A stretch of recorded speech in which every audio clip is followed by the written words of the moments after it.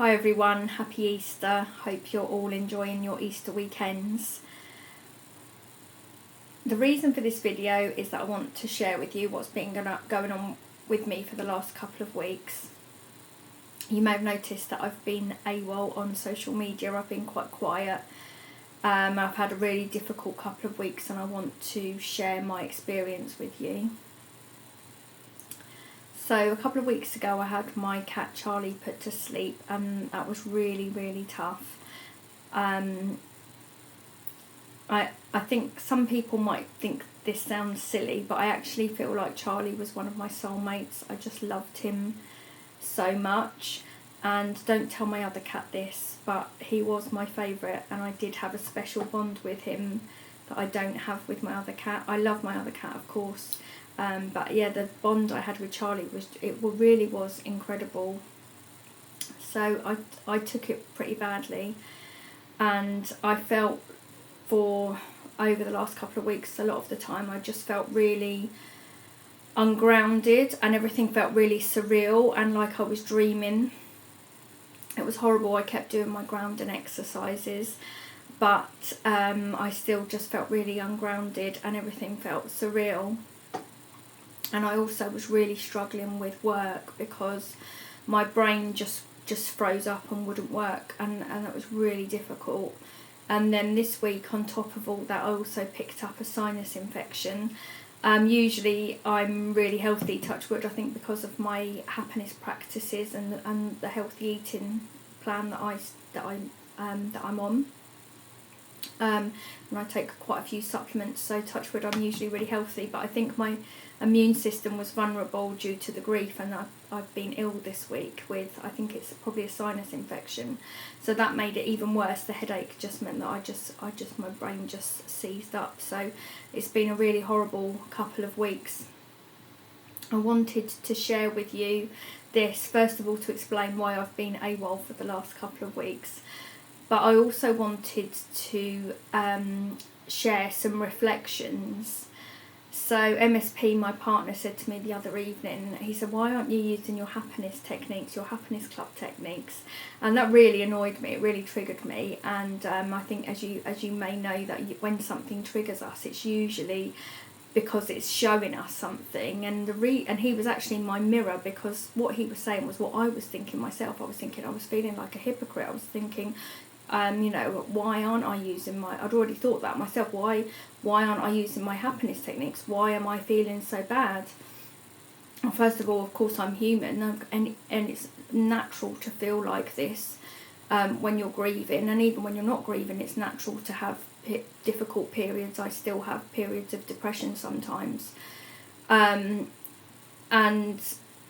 I have been using my happiness practices. Probably I haven't been sticking to my usual happiness routine, but I have been doing my gratitude lists, not every day, but I've been doing them here and there. I've been meditating, again, not every day. I have done my Buddhist chanting a couple of times. That has probably been the biggest thing that I've slacked on. And I've also been using tapping. I've been tapping for the grief, I've been tapping to release the virus, and tapping to release the sinus pain. So actually I've been doing quite a lot of my happiness practices. And also, although I have turned to food for comfort to a certain extent, nowhere near like I would have done a few years ago. And the other thing I want to say, which I think is the most important thing, is that actually it's okay to feel sad, and it's okay to grieve, and it's okay to feel these feelings. And actually, if we say it's not okay, then that's just toxic positivity, I think. And I've been saying for a long time that it's okay, it's important it's not only okay to feel the pain, it's important to feel the pain, and it's okay not to be okay. And I think this is one of the biggest keys to happiness, if not the biggest key to happiness, is that we have to feel the pain first before we do any of the other techniques, tapping, meditation, chanting, affirmations, etc. We have to feel the pain first. Otherwise, any other technique is just like putting a plaster on a huge gaping wound. And actually I think this is all tied up with shadow work and kind of going into the darkness. And when we allow ourselves to do that, we often emerge stronger, and there's often a gift in it, and like the butterfly coming out of the chrysalis.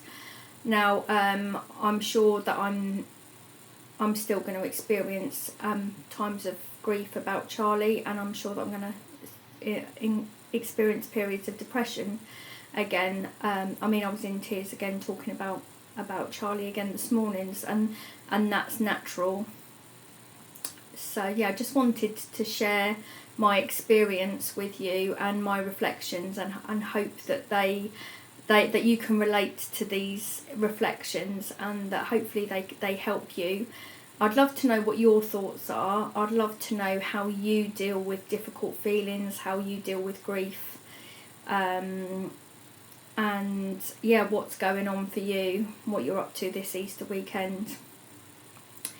And hopefully hopefully there's people watching this that are followers of Happiness Club, and maybe some new followers as well, and you can help me to reach more people and help me to spread a little happiness. So one thing you can do is to like this or share it, tag somebody who you think would benefit from it, or share it with somebody that you think would benefit from it. Follow me on Facebook, follow me on Instagram, TikTok, subscribe to my YouTube channel. You can make a donation. You can also sign up to my mailing list, where you'll get notified every time I write a new blog post as well. And if you sign up to the mailing list when I write a new to get notified when I write a new blog post, then you'll also receive my free guide, Happiness Club for Unlimited Self-Esteem, as well. So anyway, thank you so much for watching and for listening. Hope you're having a great Easter weekend, and I'd love to hear from you what's going on for you. Love you guys. Mwah.